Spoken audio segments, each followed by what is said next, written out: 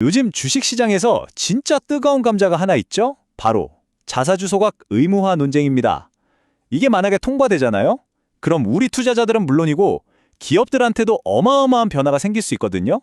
자, 오늘 이거 한번 제대로 파헤쳐 보겠습니다.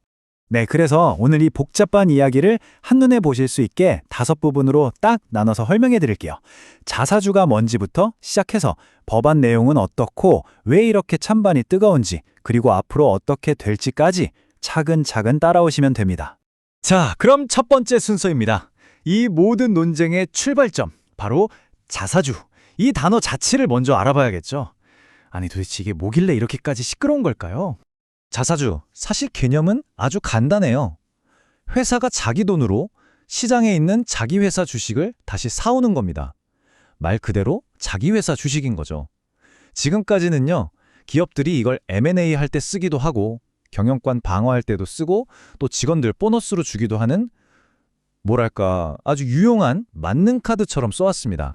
이게 좀 헷갈리시면 피자를 한번 떠올려 보세요. 회사가 피자 한 판이라고 치면요, 시장에서 팔리고 있는 피자 조각들을 다시 사오는 게 바로 자사주 매입인 거예요. 그리고 회사는 이 사온 피자 조각을 그냥 갖고 있다가 나중에 뭐 더 좋은 토핑, 그러니까 다른 회사를 사올 때 교환하거나 아니면 일 잘한 직원들한테 보너스로 한 조각씩 떼어줄 수도 있는 거죠. 이해가 확 되시죠? 자, 이 표를 보시면 논쟁의 핵심이 아주 명확하게 보입니다. 왼쪽이 지금 방식, 오른쪽이 바꾸자는 방식이에요. 핵심 차이가 뭐냐? 지금은 사온 자사주를 회사가 그냥 보유할 수 있는데 개정안은 그걸 무조건 소각하라는 겁니다. 그러니까 불태워서 아예 없애버리라는 거죠. 기업의 전략적 자율성을 존중할 거냐, 아니면 모든 주주의 이익을 평등하게 보호할 거냐, 바로 이 싸움인 겁니다. 자, 그럼 도대체 법을 어떻게 바꾸겠다는 건지 그 논란이 되고 있는 상법 개정안의 내용을 구체적으로 한번 뜯어보겠습니다. 개정안의 핵심 아주 간단 명료합니다. 첫째, 기업이 자사주를 사들이면 딱 1년 줍니다. 그 안에 무조건 없애야 해요. 소각해야 합니다. 둘째, 만약에 이건 진짜 우리 직원들 스톡옵션 줘야 해서 꼭 필요해요, 이런 예외적인 상황이 있다면 그때는 매년 주주총회를 열어서 주주들한테 허락을 받아야 합니다. 매년이요. 셋째, 이걸 안 지키면 담당 이사는 최대 5천만 원까지 과태료를 물게 됩니다. 꽤 강력하죠? 자, 그럼 이 법안을 왜 이렇게까지 강력하게 추진하는 걸까요? 찬성하는 쪽의 입장을 한번 들어보시죠. 이분들은 이번 개혁이 우리나라 자본시장을 한 단계 더 발전시킬 거라고 아주 굳게 믿고 있습니다. 찬성하는 쪽의 가장 큰 논리는 이겁니다. 자사주의 악용을 막아야 한다.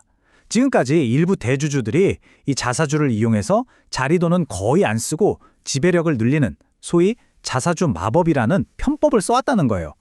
이걸 법으로 원천봉쇄해서 누구에게나 공정한 운동장을 만들겠다. 바로 이겁니다. 찬성 측이 기대하는 효과는 여러 가지가 있습니다. 첫째, 말씀드린 것처럼 대주주의 꼼수를 막을 수 있고요. 그리고 둘째, 이게 진짜 중요한데 이게 우리 일반 주주들한테 직접적인 이익이 될 수 있다는 겁니다. 생각해보세요. 시장에 있는 주식 수가 줄어들면 내가 가진 주식 한 주의 가치는 어떻게 될까요?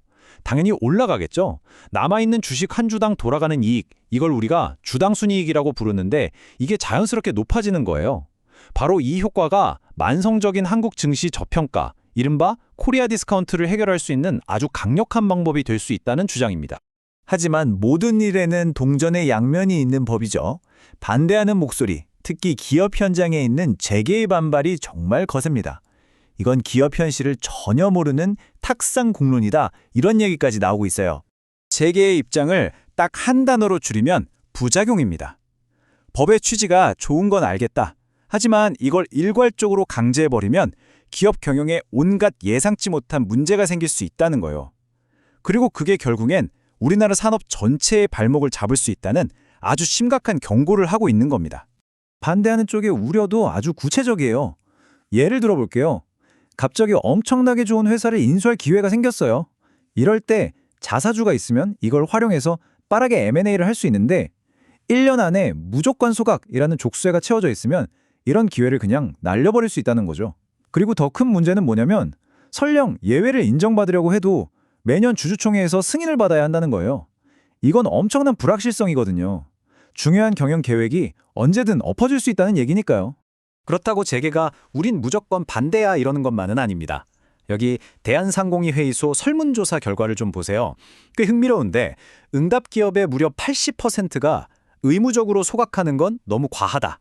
대신 자사주를 팔 때 특정인에게만 유리하게 팔지 못하도록 공정한 규칙을 만들자. 이런 대안을 내놓고 있습니다. 그러니까 절충안을 찾자는 목소리가 훨씬 큰 거죠. 자, 이렇게 찬성과 반대가 정말 팽팽하게 맞서고 있습니다.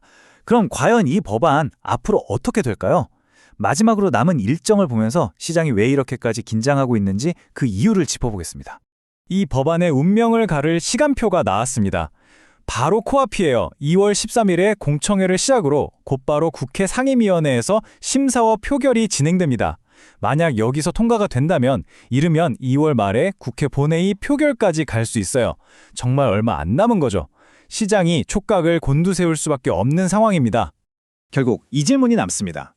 이번 개정안은 모든 주주의 이익을 높이는 획기적인 개혁이 될까요? 아니면 오히려 기업의 손발을 묶어서 성장을 막는 걸림돌이 될까요?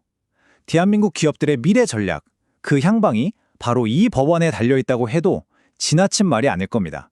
이 논쟁의 끝, 과연 어디로 향하게 될까요?